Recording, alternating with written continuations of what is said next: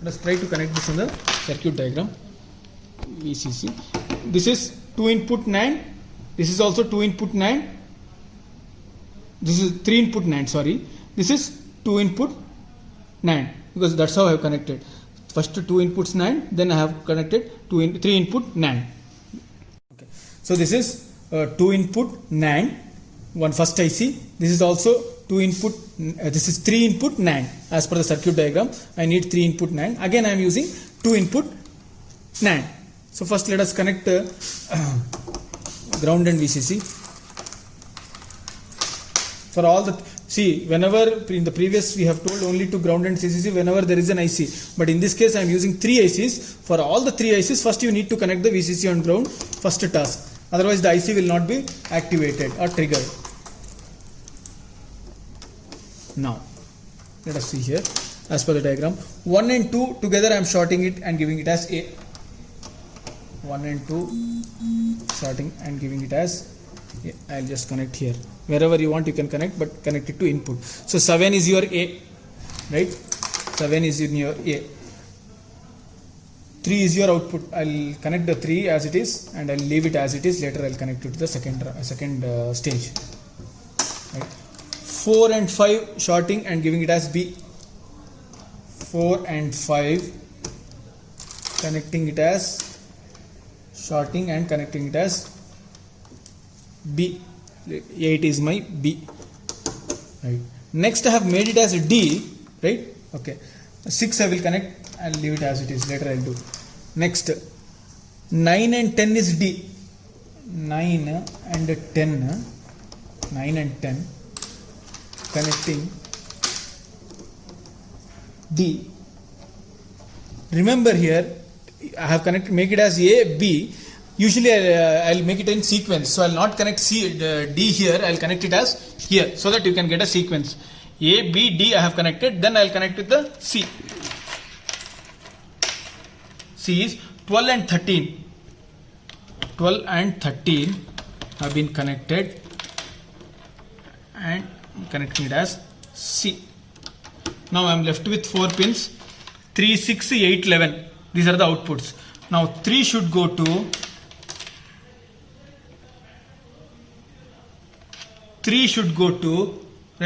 1 of 3 input NAND. 3 should go to 1 of 3 input NAND. Right? Okay. Next. 6 should go to 2 of 3 input NAND. 2 of 3 input NAND. 8 should go to 8 is going to 13 of 3 input NAND. This is 8, 9, 10, 11, 12, 13 of 3 input NAND. Now you will get the 12. The 12 output we will connect it later. Right. This is over. Next. 11 of the first stage. 11 of the first stage is going to this is second IC here. 3 is again going to wherever you have 3. Wherever you have 3, make it as a parallel connection. 3 is again going to 1 of the second IC. Okay.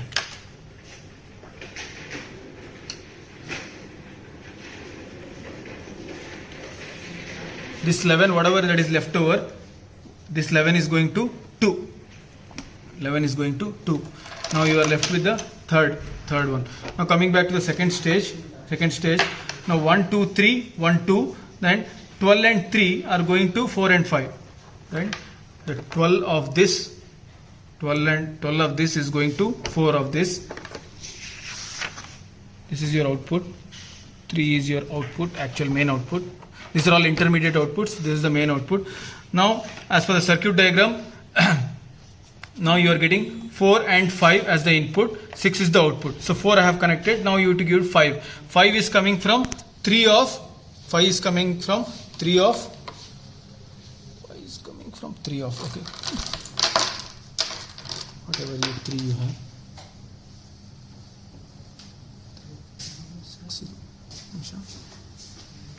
This 3 has to go to 5. Same 3 has to go to 5. 6 you will get the new output connection. Because in the circuit diagram 3 is going to 5. So 3 is going to 5. 4 anyways you have coming from the different IC, that is the 13 of this 12, right? So let us check the circuit diagram.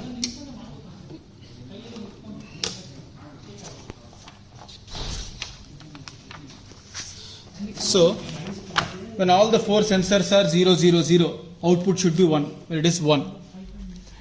This is A, B, C, D now, right? When 0, 0, 1, again the output is 1. Whenever you have a combination of 0, 0, 1, 0, that is whenever you have deactivated first 2 sensors and when you have activated third sensor and again deactivated the fourth sensor, the output should be 1. So the combination which will take is 0, 0, 1, 0, right? I am just checking for those combinations where the engine will be running, that is because those are less in number. There are 5 combinations where the engine will keep on running. For the rest of the combinations, the engine will be in a deactivated mode or it will be not. Okay, now that we have designed the circuit, we need to check whether the circuit is working for all the combinations. That means you are checking the truth table for the various combinations in the circuit. Now when all the 4 sensors, fail-safe sensors are deactivated, the engine should be running. When it is 0, 0, 0, then the output is 1. Now it is running. That we are seeing the pin number 1, which is the output state, that is blinking. Next, when it is 0, 0, 0, 1, the second combination, again the engine is running, and that is what the truth table is saying. For the third combination 0, 0, 1, 0, again the engine is running and it is denoted with the blinking of the pin, right, LED. Again for the combination 0, 1, 0, 0, 0, 1, 0, 0, 0, 1, 0, 0, again the engine should be running. Again for 0, 1, 0, 1, the engine should be running. For all the rest of the combination, the engine will be in a off state. See here, 0, 1, 1, 1, it is 0, 0, 1, 0, 0, 0. The moment you make 8 value 0, the fail-safe sensors A as 0, right, the engine will never be running. Right, the engine will not be running for any of the combinations. The moment you make it as 1, the engine will not be working because you have made this as 1. So I am getting the output as 1 only for the 5 combinations as seen in the truth table. So as per the problem statement, what we have done, the engine has 4 fail-safe sensors, we have made it as A, B, C, D, and the output of the engine either will be running or not running, that is denoted by Y.